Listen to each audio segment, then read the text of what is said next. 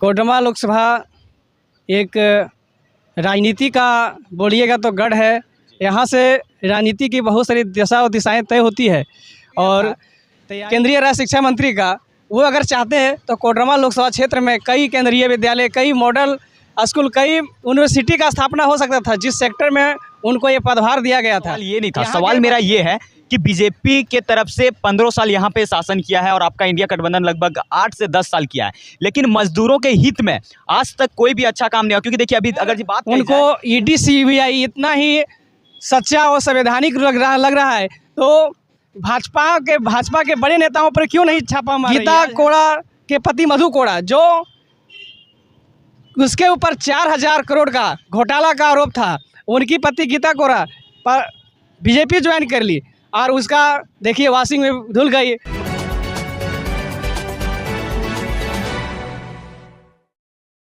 नमस्कार, जोहार, मैं नवीन कुमार और आप देख रहे हैं द पब्लिक टॉक्स। हालांकि मैं अभी गिरिडीह ज़िले के अंतर्गत झंडा मैदान में मैं मौजूद हूं और आपको बताते चले कि इन दिनों लगातार झारखंड में लोकसभा चुनाव को लेकर काफ़ी गर्मी छाया हुआ है।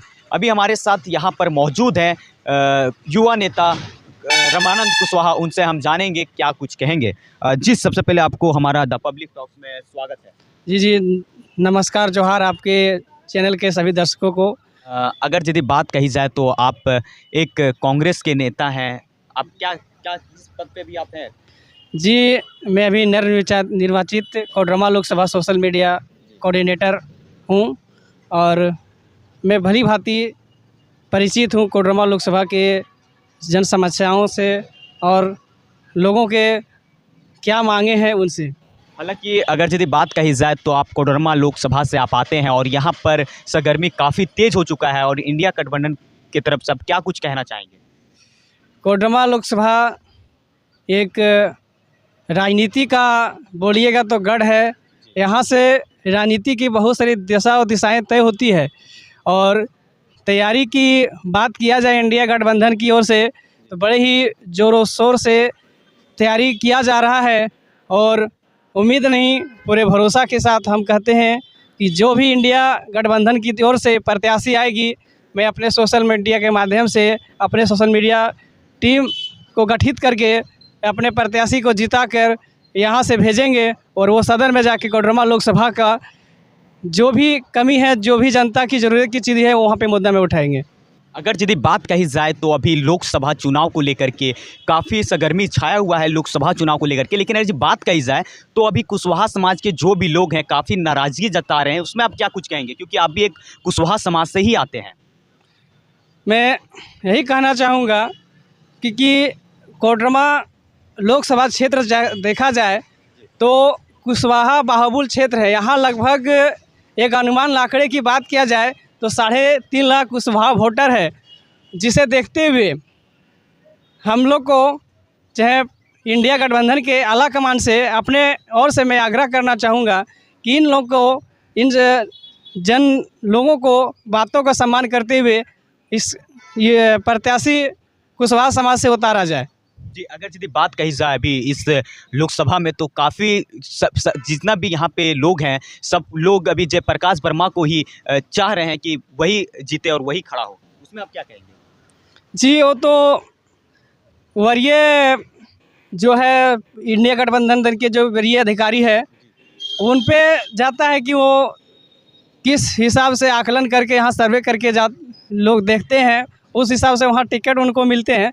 लेकिन जो सर्वे समाज यहाँ, जो कुशवाहा समाज ही नहीं, अन्य समाज के लोग भी एक सोशल मीडिया से हम लोग को देखते हैं, सुनते भी हैं कि नहीं जयप्रकाश वर्मा जी को टिकट मिले। ये ऊपर सोचने वाली बात है, ऊपर वाले अधिकारी क्या करते हैं। इसमें हम ये सूचना हम लोग अपने सोशल मीडिया माध्यम से या अपने अधिकारियों के माध्यम से भेज सकते हैं, लेकिन टिकट तय करना ये आला कमान का काम है। जी, अगर यदि बात कही जाए तो अभी लोकसभा चुनाव में कहीं ना कहीं पिछले बार भी अन्नपूर्णा देवी को टिकट मिला था, जो कि वो अभी जीता हुआ जनप्रतिनिधि है और वर्तमान में फिर से उन्हीं को टिकट दे दिया गया है। तो आपको क्या लग रहा है, इंडिया गठबंधन उनके मुकाबला कर पाएंगे क्या? ये बिल्कुल नहीं कर पाएंगे, क्योंकि उनके जीतने के बाद क्षेत्र में विकास के नाम पर लोगों को बोला जाए तो धोखा मिला है। कहीं भी क्षेत्र में चल जाइए, उसको यहाँ की कोडरमा लोकसभा की जनता ने भरपूर मतदान देकर उसको लोकसभा भेजा, और लोकसभा जाने के बाद उन्होंने जन समस्याओं को वहाँ पे साझा नहीं किया। साथ ही उसको वरीय उनके पार्टी के द्वारा उन्हें केंद्र में राज्य शिक्षा मंत्री का भी एक दावेदार दिया गया था, केंद्रीय राज्य शिक्षा मंत्री का। वो अगर चाहते हैं तो कोडरमा लोकसभा क्षेत्र में कई केंद्रीय विद्यालय, कई मॉडल स्कूल, कई यूनिवर्सिटी का स्थापना हो सकता था, जिस सेक्टर में उनको ये पदभार दिया गया था। यहाँ के बच्चे शिक्षा के लिए जो दूर दूर प्रदेश या दूर दूर शहर जाते हैं, उनको अपने ही क्षेत्र में अगर शिक्षा मिलता तो लोगों को सहूलियत और आसानी होता, और यहाँ की जनता उनको चाहती। लेकिन देखा जाए तो उनके कार्यकाल में ऐसा कोई काम नहीं हुआ जिससे जनता खुश हो सके। जी, अगर यदि बात कही जाए तो हमारा झारखंड अलग होने में लगभग 24 वर्ष हो चुका है, जिसमें से बीजेपी लगभग 15 साल तक यहाँ पे शासन किया है, और 8 या 10 साल तक इंडिया गठबंधन की सरकार यहाँ पर रहा है ना। तो अगर यदि बात कही जाए तो आप भी एक इंडिया गठबंधन के ही एक युवा नेता हैं, और अब क्या कुछ कहेंगे? अभी तक कोई भी ऐसा नेता नहीं है जो मजदूरों के खिलाफ, मजदूरों के पक्ष में कुछ हित में काम किया है, इसमें आप क्या कुछ कहेंगे? जी, ये जो काम हुआ है, यहाँ की झारखंड एक खनिज संपदा राज्यों में आती है जी। और अगर यहाँ की सरकारें, यहाँ की जनप्रतिनिधि चाहे तो अदर राज्य के लोगों को यहाँ काम करने के लिए सोचना पड़ता, लेकिन यहाँ अगर स्थानीय लोगों को स्वरोजगार मिलता है। अभी गिरिडीह की ही बात किया जाए तो बहुत सारे फैक्ट्रियों में अगर जाके देखिएगा तो 50% से ज़्यादा मजदूर आपको बंगाल के मिलेंगे, यूपी के मिलेंगे, बिहार के मिलेंगे। अगर उनकी जगह अगर यहाँ स्थानीय लोगों को रोज़गार मिलता तो भाई एथी के लिए पलायन करने की ज़रूरत नहीं पड़ता। यहाँ की सरकारें जब झारखंड अलग हुआ तो फर्स्ट मुख्यमंत्री के रूप में बाबूलाल मरांडी जी यहाँ पे आए। उनको सबसे पहले शुरुआत में झारखंड और की दिशा और दिशा तय करने चाहिए, यहाँ की मजदूरों के लिए, यहाँ के शिक्षा के लिए, यहाँ की रोज़गार के लिए देखना चाहिए था, ताकि यहाँ के लोगों में उनके प्रति अगर यहाँ उनके लिए सोचते, यहाँ के स्थानीय लोगों को रोज़गार के लिए सोचते तो वहीं से वो कल्याण नहीं होता। झारखंड अलग होने का मकसद था कि झारखंड लोग के हित के लिए काम करना, झारखंड के युवाओं के लिए काम करना, झारखंडी रोज़गार के लिए काम करना। आपसे हम एक कड़वा सवाल पूछ रहे हैं कि अगर यदि बात कही जाए तो इंडिया गठबंधन के तरफ से कितना घोटाला कर लिया है, जो कि लगातार ईडी छापा मार रही है, तो झारखंड का संचालित या झारखंड का विकास कैसे होगा? ये ईडी सीबीआई ये मोदी के चाल है। अगर उनको ईडी सीबीआई इतना ही सच्चा और संवैधानिक लग रहा है तो भाजपा के बड़े नेताओं पर क्यों नहीं छापा मार रही है? आज हेमंत सोरेन, हमारे इंडिया गठबंधन दल के झारखंड के पूर्व मुख्यमंत्री को जो एक कथित तौर पर उनको जेल में डाला गया, चाहे अभी वर्तमान में ही कुछ समय दिन पहले आप लोग में भी न्यूज़ में चलाए थे कि हजारीबाग बड़का गांव की विधायिका अंबा प्रसाद जी के ऊपर भी ईडी ने इसलिए कार्रवाई किया कि नहीं, आप बीजेपी में शामिल हो जाइए और हजारीबाग जिला लोकसभा की और हजारीबाग लोकसभा से आप बीजेपी से संसद का चुनाव भी लड़िए, तो उन्होंने मना कर दिया। इसी के वास्ते आज उनके ठिकानों पर, कई ठिकानों पर छापा मारा गया। अभी कुछ दिन पहले खबर भी देखे होंगे कि मात्र जो अच्छे और नेता और दिल्ली के मुख्यमंत्री श्री अरविंद केजरीवाल जी को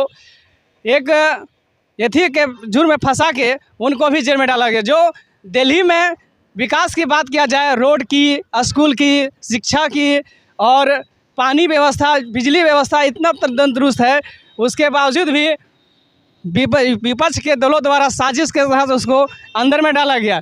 ये बड़ा ही दुर्भाग्य बात है।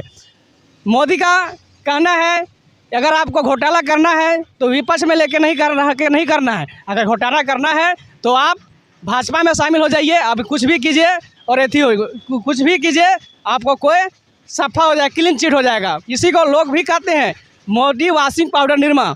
अभी आप लोग कुछ दिन झारखंड की राजनीति की ही बात करें, कुछ दिन पूर्व गीता कोड़ा के पति मधु कोड़ा, जो उसके ऊपर 4000 करोड़ का घोटाला का आरोप था, उनकी पति गीता कोरा पर बीजेपी ज्वाइन कर ली और उसका देखिए वॉशिंग में धुल गई। वही विपक्ष वाला बीजेपी के लोग चाहे विपक्ष के लोग हमेशा ताना मारते थे कि इंडिया गठबंधन कांग्रेस उसके अंदर सारे हैं सब घोटालेबाज बैठे हुए हैं। आज वही उसको जिसको सिरसाना बना के मधु कोड़ा पे बोलते थे वही आज बीजेपी में चल गए, उसकी पत्नी बीजेपी में चल गई, तो उस पर वो मोदी का वॉशिंग पाउडर में धुल गया। एक आखिरी सवाल है कि अभी काफ़ी सरगर्मी तेज हो चुका है अभी गांडी विधानसभा को लेकर के, उसमें भी इंडिया गठबंधन की क्या कुछ तैयारी है?